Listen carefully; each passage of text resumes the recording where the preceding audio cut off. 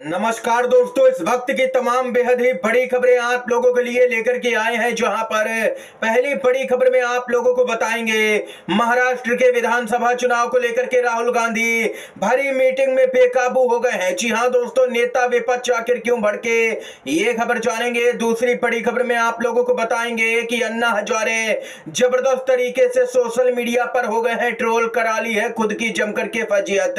तीसरी बड़ी खबर में बात होगी आम आदमी पार्टी का बड़ा दावा, केजरीवाल पर हमला हुआ। जी हां दोस्तों, इसको लेकर के ताजा अपडेट आ रही है। पूरी आम आदमी पार्टी भाजपा पर हमलावर हो गई है और इसके साथ ही भाजपा के दिग्गज नेताओं की मुश्किलें कोर्ट से यहां पर बढ़ गई हैं। मानहानि के मामले में केंद्रीय मंत्री शिवराज सिंह चौहान समेत कई बीजेपी के नेता फंसे। एक एक करके दोस्तों चलेंगे, हर मुख्य समाचार आप तक पहुंचाएंगे। जहां पर महाराष्ट्र के ताजा सर्वे को भी जानेंगे, जिसके बारे में ईवीएम पर निगरानी और भी बढ़ा दी गई है।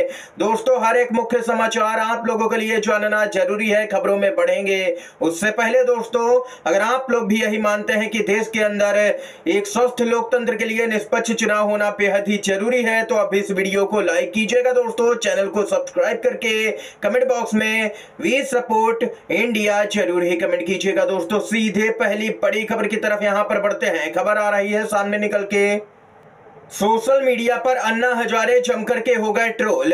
जी हां दोस्तों, अन्ना हजारे जब कांग्रेस की सरकार थी तब भ्रष्टाचार के खिलाफ में आंदोलन किया करते थे, लेकिन जब से 2014 से केंद्र में मोदी की सरकार बनी है तब से अन्ना हजारे का कुछ भी पता नहीं रहता है। अब अन्ना हजारे ने एक बयान दिया है। अन्ना हजारे बोले भ्रष्टाचार खत्म नहीं होगा, बढ़ गया या कम हुआ इसका अंदाजा नहीं है। इस तरीके के बयान यहां पर अन्ना हजारे की तरफ से सामने निकल के आ रहे हैं। कांग्रेस की सरकार थी तो भ्रष्टाचार के खिलाफ में आंदोलन किया करते थे दिल्ली में, लेकिन मोदी सरकार के आते ही चुप्पी साध के बैठ गए हैं, आंखों पर पट्टी बांध करके बैठ गए हैं अन्ना हजारे। इनको देश के अंदर भ्रष्टाचार है या नहीं यही पता नहीं है। ये यहां पर अन्ना हजारे की दोस्तों अब असलियत सामने निकल के आने लगी है धीरे धीरे कि आखिर किसके इशारे पर अन्ना हजारे ने यहां पर प्रदर्शन किया था कांग्रेस की सरकार के खिलाफ में। आप लोगों की क्या कुछ राय है अन्ना हजारे को लेकर के बताइएगा दोस्तों कमेंट बॉक्स में। इसके साथ ही एक और बड़ी खबर की तरफ चलते हैं।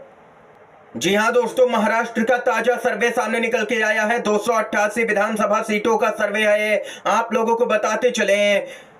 288 में से एमबीए के खाते में 165 सीटें इस ताजा सर्वे के अनुसार जाती हुई नजर आ रही हैं, जबकि महायुति यानी कि एनडीए के खाते में 110 सीटें, अन्य के खाते में 13। बहुमत का आंकड़ा 145 का है, यानी कि एमबीए यानी कि इंडिया गठबंधन को बहुमत मिलता हुआ महाराष्ट्र के अंदर नजर आ रहा है साफ तौर पर।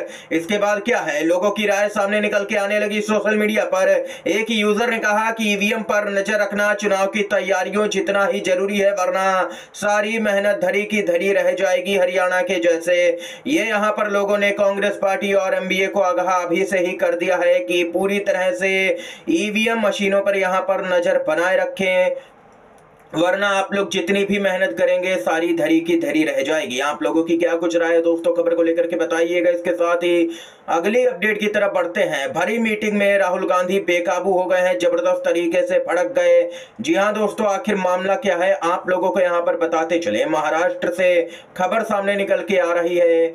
जी हां दोस्तों, अपडेट है कि महाराष्ट्र में सीट बंटवारे से राहुल गांधी नाराज बताए जा रहे हैं। मुंबई विदर्भ की सीटें उद्धव गुट को देने के पक्ष में राहुल गांधी नहीं है। कांग्रेस के पूर्व अध्यक्ष और नेता विपक्ष राहुल गांधी महाराष्ट्र में सीट बंटवारे से नाराज बताए जा रहे हैं। महाराष्ट्र विधानसभा चुनाव को लेकर के दिल्ली पार्टी मुख्यालय में कांग्रेस की केंद्रीय चुनाव समिति की बैठक हुई। सूत्रों की माने तो राहुल गांधी बैठक बीच में ही छोड़ करके बाहर निकल गए।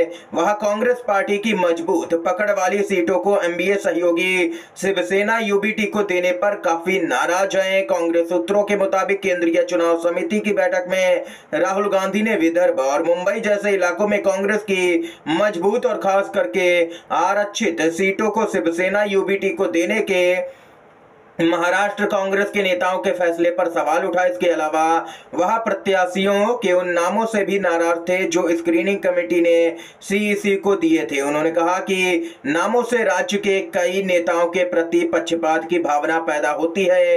ये यहाँ पर देख सकते हैं कि राहुल गांधी की बातों को यहाँ पर महाराष्ट्र का जो कांग्रेस प्रदेश नेतृत्व है नजरअंदाज करता हुआ नजर आ रहा है। हरियाणा के अंदर खामियाजा कांग्रेस पार्टी ने इसका हाल ही में भुगता।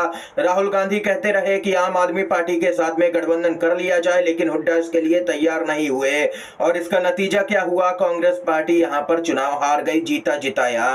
दोस्तों इसके साथ ही एक और अपडेट की तरफ बढ़ते हैं जो कि खबर आ रही है। अरविंद केजरीवाल को कुछ भी होता है तो बीजेपी जिम्मेदार है, आम आदमी पार्टी ने लगाया हमले का आरोप।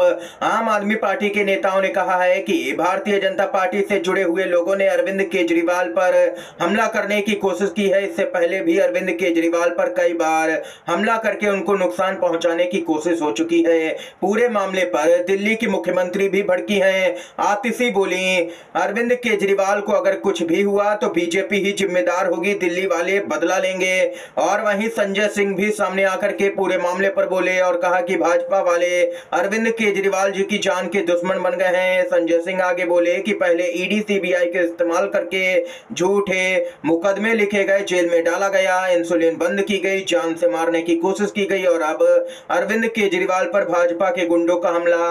भाजपा केजरीवाल जी को यहां पर खत्म करना चाहती है, ये संजय सिंह की तरफ से बयान आया है। अगर अरविंद केजरीवाल को कुछ भी होता है तो उसके लिए भाजपा जिम्मेदार होगी। संजय सिंह जबरदस्त तरीके से भाजपा पर भड़के हैं इस पूरे मामले को लेकर के। दोस्तों ये यहाँ पर अपडेट आई है सामने निकल के। अगली बड़ी खबर की तरफ बढ़ते हैं। भाजपा के दिग्गज मंत्रियों का यहाँ पर मुश्किलें बढ़ चुकी हैं, हाई कोर्ट का आदेश। केंद्रीय मंत्री शिवराज सिंह चौहान, वीडी शर्मा और भूपेंद्र सिंह के खिलाफ में जारी रहेगा मानहानि का ट्रायल। शिवराज सिंह चौहान की मुश्किलें बढ़ी। जी हाँ दोस्तों, आप लोगों को बताते चले, प्रदेश के पूर्व मुख्यमंत्री व वर्तमान केंद्रीय कृषि मंत्री शिवराज सिंह चौहान और वहीं बीजेपी के सांसद व प्रदेश बीजेपी अध्यक्ष वीडी शर्मा और पूर्व मंत्री व वर्तमान विधायक भूपेंद्र सिंह के विरुद्ध एमपी एमएलए स्पेशल कोर्ट में मानहानि केस में ट्रायल जारी रहेगा। मध्य प्रदेश हाई कोर्ट ने उक्त तीनों नेताओं के द्वारा मानहानि प्रकरण को चुनौती देते हुए उसे निरस्त करने की मांग की थी, लेकिन हाई कोर्ट ने इस मांग को ठुकरा दिया है, याचिका खारिज कर दी है और कहा है कि मानहानि केस का ट्रायल यहाँ पर चलता रहेगा।